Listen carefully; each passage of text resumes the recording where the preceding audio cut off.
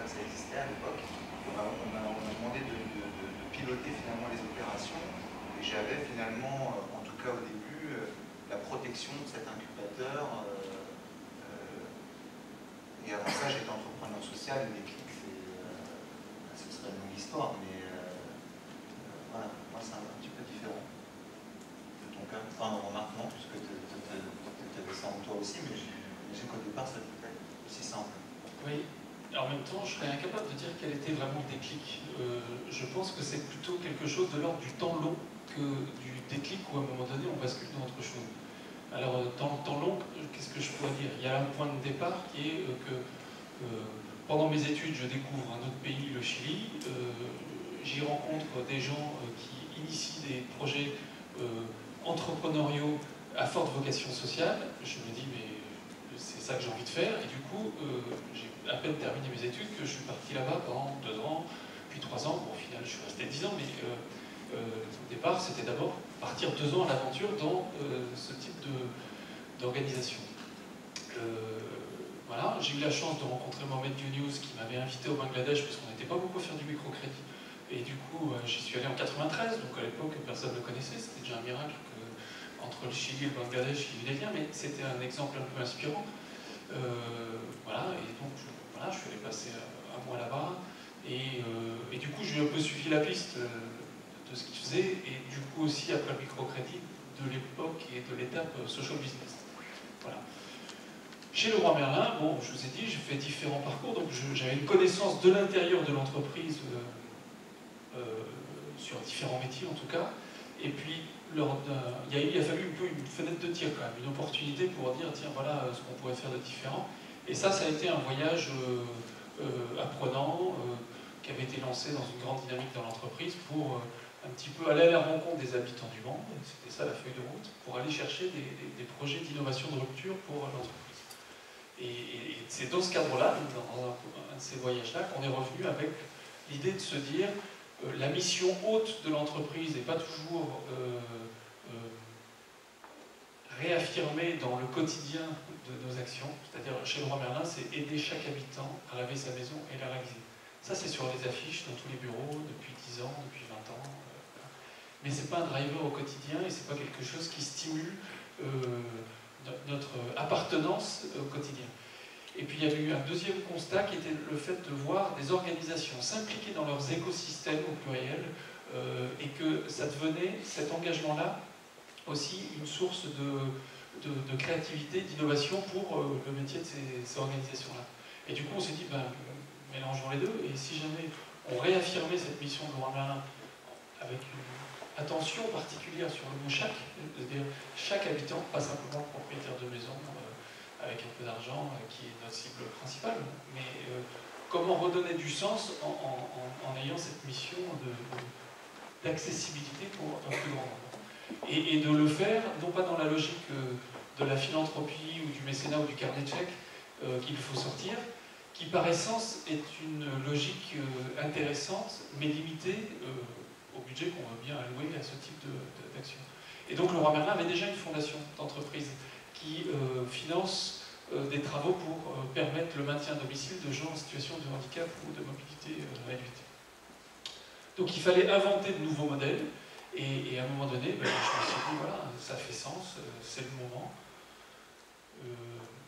Et si je peux me permettre un parallèle peut-être avec le titre du livre « Transformer votre entreprise de l'intérieur », je pense qu'on peut appliquer le mot « entreprise » à nos propres vies aussi. Nous sommes entrepreneurs de nos propres vies, et je pense que transformer sa propre entreprise de l'intérieur, c'est aussi, et c'est peut-être aussi un déclic, je pense que le déclic ou le fait d'être un peu titillé, questionné dans des questions de sens et de fond, c'est à ma femme que je le dois. Parce qu'elle est chilienne, elle a quitté sa famille, on est à 12 000 km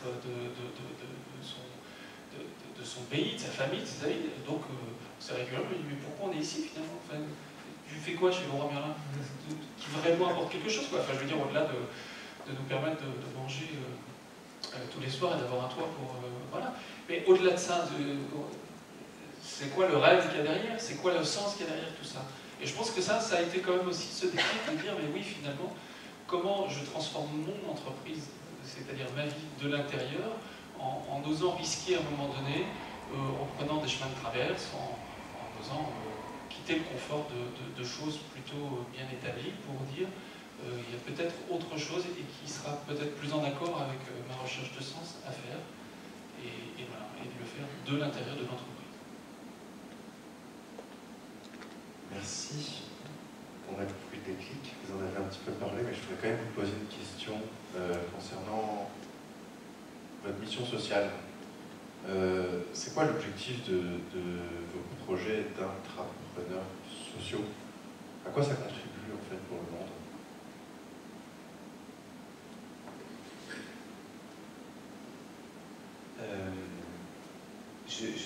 Ce à quoi ça contribue pour le monde, je trouve qu'il y a quelque chose d'assez... Enfin, il y a 1,8 milliard de personnes qui travaillent dans le secteur informel. Ces 1,8 milliard de personnes, ils n'ont pas... Enfin, je sais que quand on présente les choses, on dit toujours il y a 1,2 milliard de gens qui vivent sous le seuil de pauvreté, etc. Et on sort toujours... Ces 1,8 milliard de personnes qui sont dans le secteur informel, ils n'ont pas attendu le groupe L pour se démerder, pour mettre en place des micro-activités, mais qui sont des vrais entrepreneurs, ils n'ont pas conscience de ça. Qu'est-ce que le groupe L apporte à ces vendeurs de rue? Je crois que... alors, il y a plein de choses.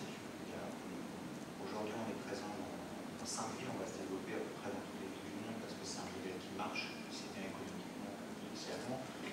On monte des business schools pour les vendeuses de rue, donc c'est un programme de formation,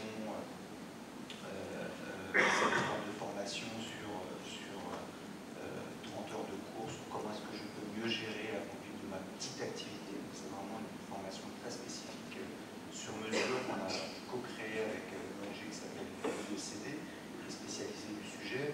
On monte des programmes de micro-assurance santé, donc nos vendeuses de rue aujourd'hui elles sont près de 7000 dans le monde à vendre nos produits en plus de leurs produits sont couvertes par un produit de micro-assurance santé, ce n'était pas le cas. Aujourd'hui, quand elles ont un accident, elles peuvent avoir leurs soins qui sont pris en charge dans l'hôpital. Et comme elles travaillent dans la rue, elles sont quand même sujettes au risque, donc c'est une vraie avancée. Mais bon, elles ont des comptes bancaires, c'est des choses très concrètes. Finalement, il y a un indicateur, moi, que je trouve vraiment intéressant dans notre programme, c'est quand on leur pose la question, est-ce que vous êtes essentiellement des femmes, est-ce que vous êtes considérés comme des entrepreneurs? Donc la réponse, après, on pose la question 9 mois après être rentré dans le programme, la réponse est oui, on est des entrepreneurs. Pour près de 70% d'entre elles répondent instinctivement ça. Seulement, elles étaient 0% au début du programme quand on leur posait la même question. Je crois que ce que ça apporte pour notre communauté, en tout cas de vendeuses, on les considère pas comme des gens qu'on doit aider, on les considère comme des gens qui doivent nous aider. C'est des vraies opportunités pour notre entreprise. On les considère comme des vrais partenaires, et je crois que cette relation saine qui se met en place, qui est extrêmement forte, c'est peut-être là où on a le plus d'impact.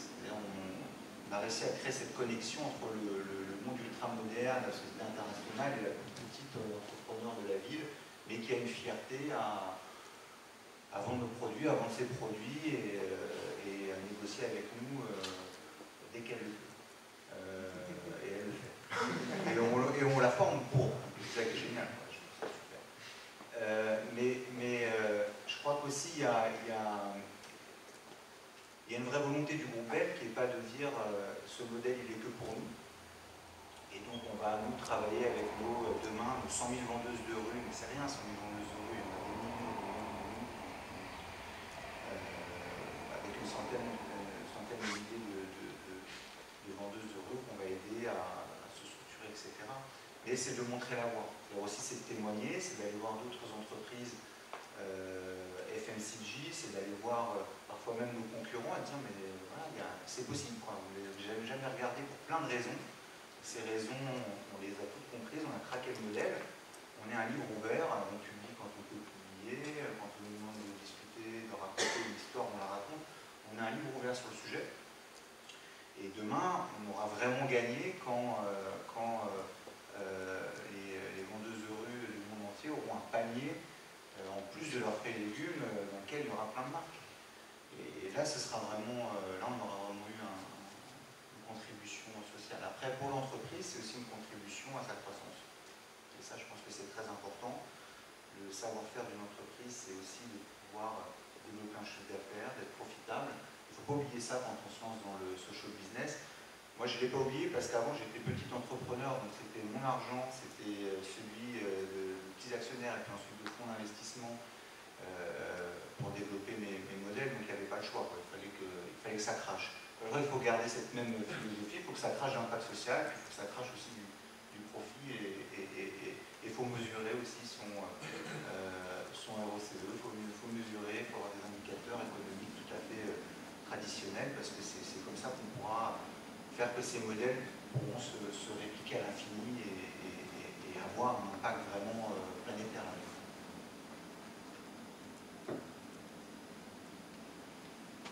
C'est une question difficile que tu poses, Nicolas, en tout cas que je prends avec beaucoup d'humilité, de détachement sur l'impact social en tant que tel. Aujourd'hui, on en est au tout début, et vu l'ampleur des besoins, c'est vrai que c'est toujours difficile de dire, voilà, on est de l'ordre de la goutte d'eau dans ce qu'on apporte.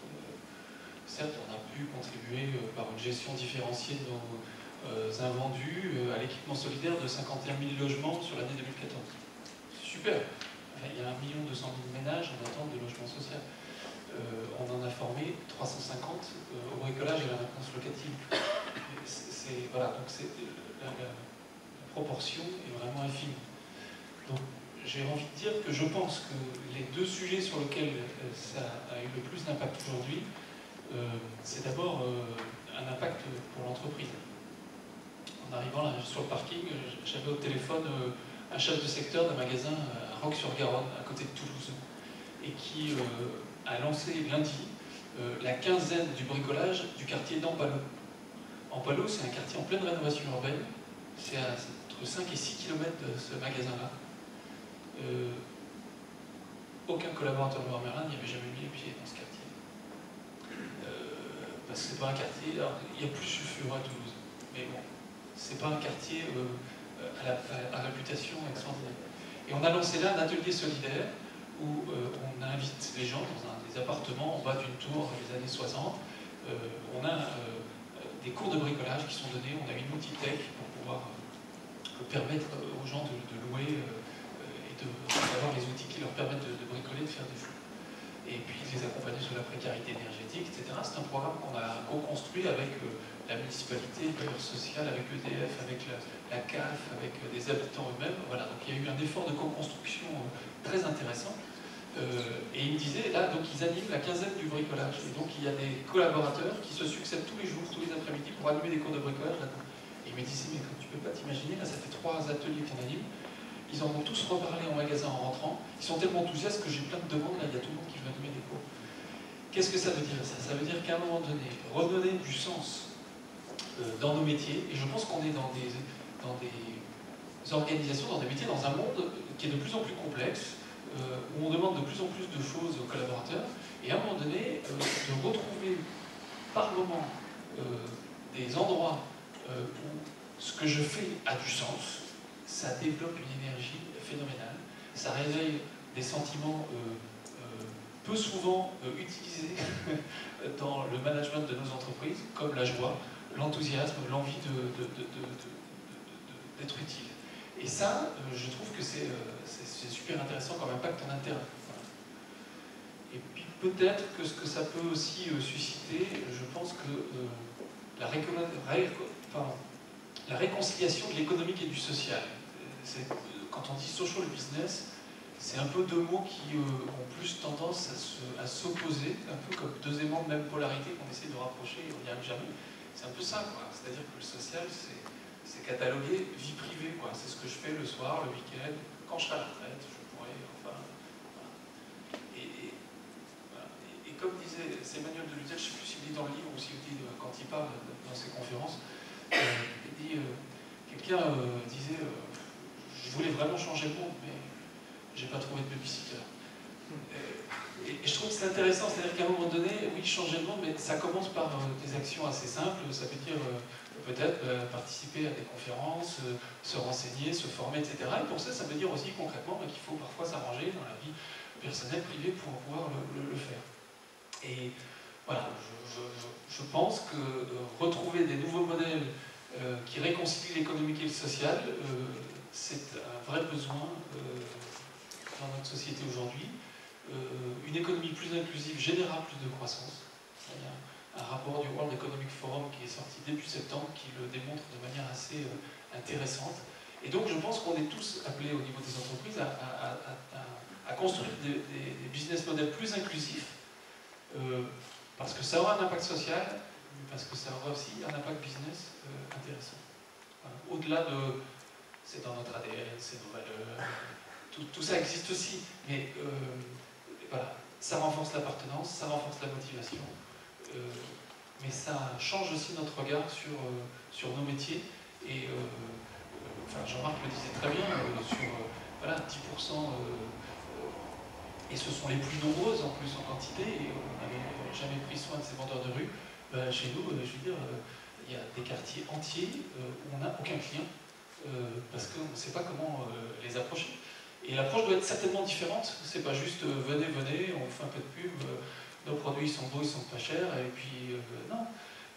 Le frein majeur d'ailleurs n'est pas un problème économique souvent, c'est je ne sais pas quoi faire chez moi pour améliorer mon région, je n'ai pas la connaissance du savoir-faire du bricolage, je n'ai pas les outils pour bricoler, et je n'ai pas l'accompagnement qui me permet d'oser passer à l'acte. Si on travaille sur ces 4 registres-là, on aura de nouveaux clients demain. Du quartier d'Ampalo à Toulouse, par exemple. Merci. Est-ce qu'il y a dans cette salle des gens qui auraient envie ou se voient peut-être intrapreneurs sociaux? Est-ce que vous pouvez lever la main? Quelques-uns? 2, 3, 4, 5. Soyez pas timide, hein? Pour l'instant, ok. Est-ce que vous auriez en quelques mots un conseil pour leur premier pas? Quels sont pour vous les premiers pas à faire quand on veut lancer un projet d'entrepreneuriat social? Okay.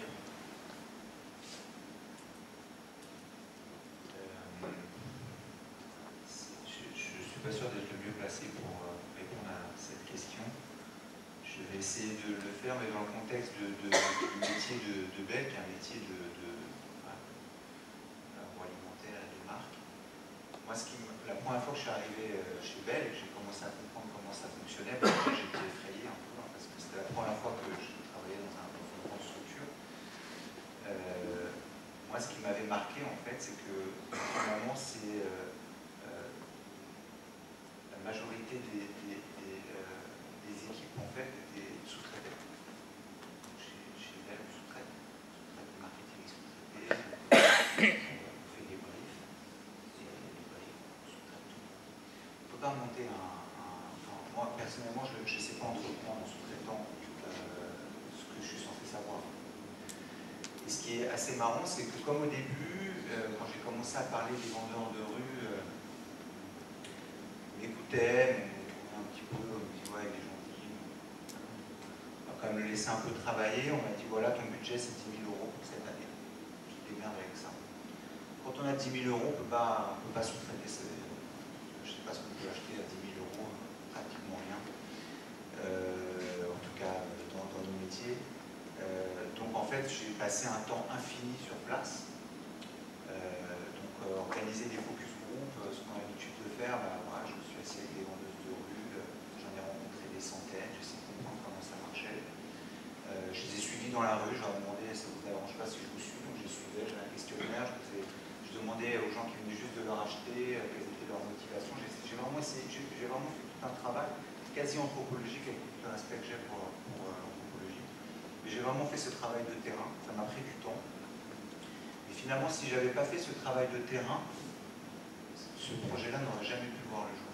Parce que des vendeurs de rue, l'idée m'était venue parce que j'avais toujours eu, quand j'habitais au Cambodge, en Inde, en Chine, j'avais toujours une vendeuse de rue qui venait me vendre des fruits et légumes et c'était toujours la même. Et puis, je la connaissais, je l'aimais bien. Et je me suis dit, c'est con, pour elle vendre n'importe quoi, je l'achèterais, pas parce que j'en ai besoin, mais parce que je trouve ça plus sympa de l'acheter à elle qu'un magasin dans lequel il y a 3000 produits où le mec leur rappelle la monnaie. Donc en fait, j'avais eu cette idée. Donc c'était vraiment mon idée, on m'a donné quelques moyens pour pouvoir le développer. Et finalement, quand j'ai démarré au Vietnam, le patron du Vietnam, il m'a dit « Ok, t'es gentil, moi ça fait 10 ans que je fais du business ici, effectivement, c'était un bon businessman. » Il dit « Voilà, les vendeurs de rue, je les ai vus, hein, je les connais, on a déjà réfléchi à comment comment tu veux les livrer, notre business, c'est de livrer des magasins.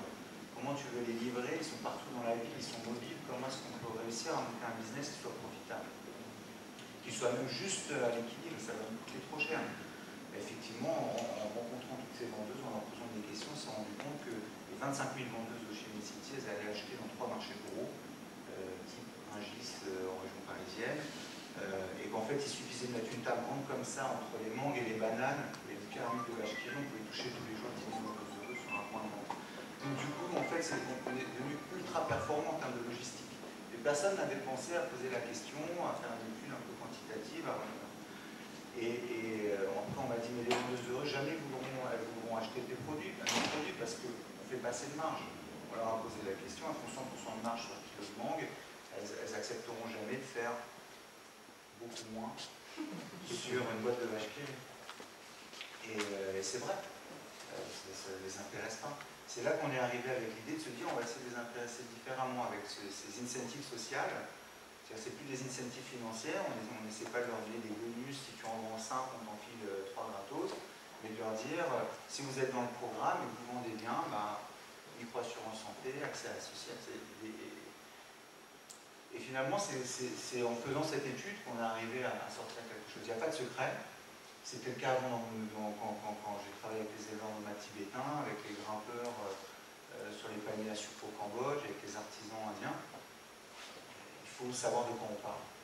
Sinon ça ne peut pas marcher.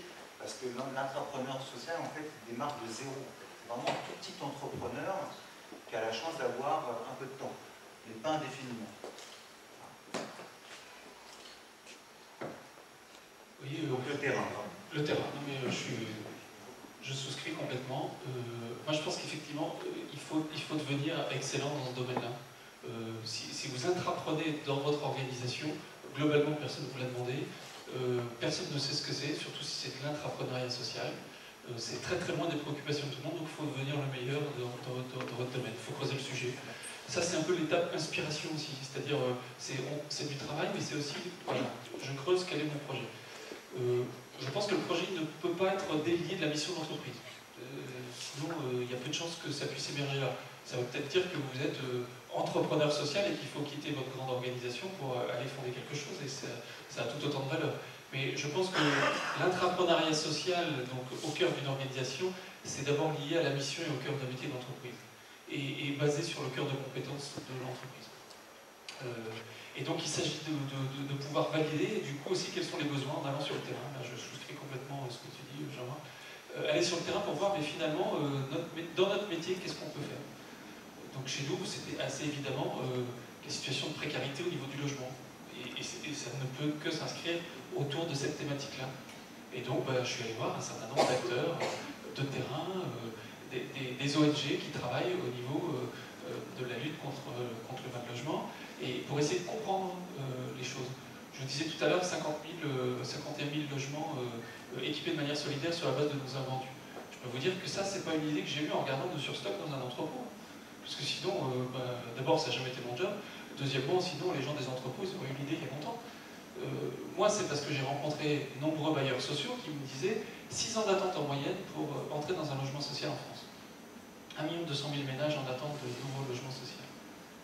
Et ils me disent tous, c'est un moment à la fois tant attendu, donc on pourrait se dire, c'est un moment joyeux, et en fait, ça se transforme souvent en cauchemar, parce que les gens arrivent avec 2 valises pour tout bagage dans un logement propre mais vide, à équiper complètement. Donc ils ne sont pas dans une phase de déménagement, et il n'y a pas non plus une épargne préalable pour équiper les logements et passer chez Ikea, aménager l'appartement. Et donc c'est cette thématique-là qui m'a fait à un moment donné être attentif, rencontrer des gens, voir un projet pilote que lançait Carrefour avec Emmaüs Défi dans le 19e à Paris, et qui m'a fait dire, mais voilà, c'est ça qu'il faut qu'on fasse. Donc j'emmène les gens de la supply chain voir cette petite expérience qui démarrait, et ils me disent, ok, on démarre un pilote. Et de fil en aiguille, on trouve les autres acteurs, comme l'agence du Don Nature par exemple, avec lequel on a canalisé 39 000 équipements de logement à travers 180 associations sur le territoire. Et ça a été possible parce que j'ai été connecté avec cet écosystème un peu à la frontière de nos métiers, mais c'est pas en regardant notre métier comme d'habitude qu'on a ce type de, voilà, de thématique. Et économiquement en plus, c'est rentable. Par le biais des déductions fiscales, on reçoit plus que ce que nous donnaient les soldats. Donc, voilà. Et du coup, quand je raconte cette histoire complète, donc sociale, ça a motivé les gens en interne, on a pu la problématique des soldats, et ça nous a rapporté de l'argent, globalement, ou ça nous en a coûté moins. Alors le réflexe pavlovien de beaucoup, c'est de dire pourquoi on ne l'a pas fait avant? Eh bien, on ne l'a pas fait avant parce qu'on n'était pas connecté comme il fallait avec le monde extérieur et avec les besoins de certaines populations. Donc aller à la rencontre des gens. Et si c'était possible, quelqu'un l'aurait déjà fait, hein. On ne l'a pas dit. Pas bien sûr. Ça ne faut pas écouter. Ah oui, alors ça c'est vrai, ça c'est un bon conseil aussi. Et apprendre à avoir une écoute et une oreille sélective. Tous ceux qui n'y croient pas, il faut vous boucher les oreilles. Non, parce qu'il y a forcément plus de gens qui ne vont pas y croire. Ce qui ne veut pas dire ne pas être ouvert à la critique, etc. Mais là, il faut la critique, je pense, elle est entendable de la part de personnes bienveillantes. Mais on est quand même pris dans une maladie grave, dans beaucoup d'organisations, qui est le cynisme et le scepticisme généralisé. Alors, du coup, des gens qui n'y croient pas, je veux dire, ça, bon, voilà. Donc, si on les écoute trop, on finit par ne plus rien faire. Donc, ouais, je suis d'accord. Eh ben, on peut dire que vous avez pas mal fait la transition sur la deuxième partie qui va commencer, qu'on a appelé Parler vrai sur l'entrepreneuriat. Là, vous savez, vous êtes dedans. Donc, on va vous poser, je vais vous poser quelques questions en mettant en opposition 2 mots. Et vous allez me répondre. Alors il y en a certaines qu'on va zapper parce que je voudrais garder du temps pour les questions-réponses de mes collègues et amis. Voilà, donc on y va. Vous êtes prêts? Hein, fait vite. Alors la première, vocation ou déclic. Est-ce qu'on est intrapreneur, différent peut-être, ou alors est-ce que la différence entre l'intrapreneuriat et l'entrepreneuriat. Bon, vocation, déclic. Vous avez parlé un peu de la différence entre les deux.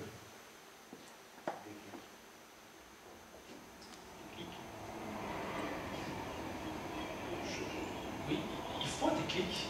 Et en même temps, je pense que vocation, ça veut dire appel, finalement. Et je pense que l'appel à faire quelque chose de notre vie, on peut le ressentir chacun. Et je pense que c'est un appel qu'on peut soit un peu cacher ou repousser loin, soit on se confronte à ces questions qui nous titillent parfois sur ça va où tout ça, et quelle est ma contribution, quel est mon impact là-dedans. Et je pense que ça, c'est la vraie vocation d'un homme et d'une femme, c'est de pouvoir aussi apporter ses propres réponses à sa quête de sens. Et l'entrepreneuriat social me semble être quand même une réponse qui est très liée à un cheminement personnel de quête de sens. Donc c'est, je pense, une vocation aussi. Merci. C'est une réponse facile entre les deux. Mais c'est une bonne réponse. Alors la deuxième question qu'on voulait vous poser, mais vous avez déjà, je pense, hyper bien approfondi le sujet, c'était par intérêt ou par charité. Je pense qu'on a compris que les deux sont là, quoi. Et l'intérêt permet de faire des choses rentables au service d'une charité. La troisième question, voilà, au niveau du rythme, c'est un sprint ou c'est un marathon? En fait, la vraie question, je pense qu'il y en a plein qui se posent ici, là, les entrepreneurs qui sont chez nous, se sont posés la question, et moi, est-ce que je fais ça en parallèle de mon job? C'est en plus, comment je fais pour prendre de la respiration aussi et prendre du recul sur ce projet? C'est un marathon, mais dès que ça commence à prendre, alors il faut se mettre à courir plus vite. Ouais. Ça devient un sprint. Non, il faut être persévérant, effectivement. Surtout si on fait ça en plus de son activité, ce qui n'a jamais été mon cas. Mais j'imagine que ça va prendre plus de temps, donc il faut avoir du courage, il ne faut pas lâcher l'affaire. Et quand on sent que ça prend, alors là, il faut avoir aussi le courage de ce projet à 100%. Marathon. Oui. Auquel on n'est pas forcément toujours prêt. C'est un marathon, mais on ne sait pas combien de temps il faut courir. À quelle distance.